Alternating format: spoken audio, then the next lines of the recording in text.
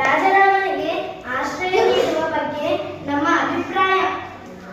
ಅಮ್ಮ, ನೆನಪು ಮಾಡಿಕೊಳ್ಳಿ, ಶಿವಾಜಿ ಮಹಾರಾಜರು ನಮ್ಮ ರಾಜ್ಯದ ವ್ಯಾಪಾರ ಕೇಂದ್ರಗಳಾದ ಕುಂದಾಪುರದ ಗೋಕರ್ಣಗಳ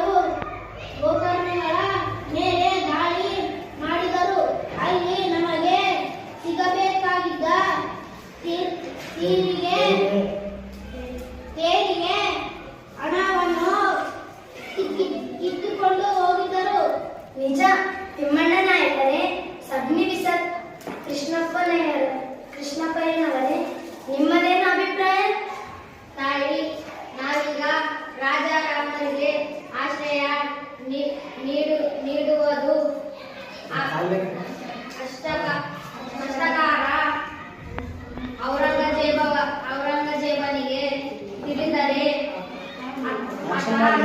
ಮೇಲೆ ಆಶ್ರಮಣ ಮಾಡುತ್ತಾನೆ.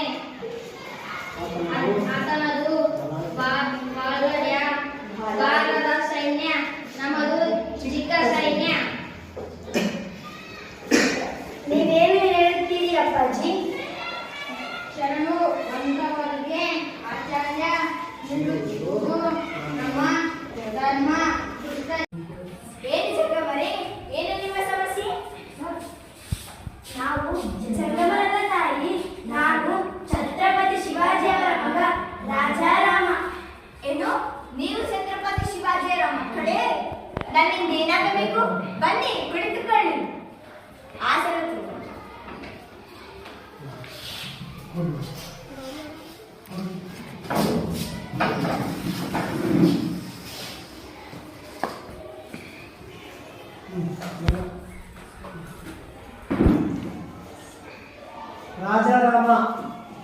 ರಾಜಾರಾಮ ಆಸನದಲ್ಲಿ ಕುಳಿತುಕೊಳ್ಳುತ್ತಾರೆ. ಇನ್ನುಳಿದವರು ಹಿಂದೆ ಹಾಗೆಯೇ ನಿಂತುಕೊಂಡಿದ್ದಾರೆ. ಆ ದುಷ್ಟ ಔರಂಗಜೇಬನು ನನ್ನ ಸಹೋದರ ಸಂಭಾಜಿಯನ್ನು ಸೆರೆಹಿಡಿದ, ಕ್ರೂರತನದಿಂದ ಕೊಲ್ಲಿಸಿಬಿಟ್ಟ. ಈಗ ನನ್ನನ್ನು ಕೊಲ್ಲಿಸಬೇಕೆಂದು ಹೊಂಚು ಹಾಕುತ್ತಿದ್ದಾನೆ.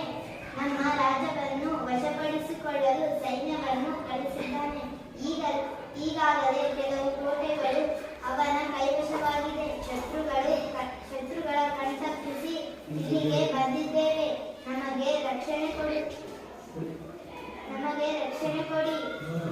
ಬೇರೆ ರಾಜರು ನಿಮಗೆ ರಕ್ಷಣೆ ಕೊಡಲಿಲ್ಲವೇ?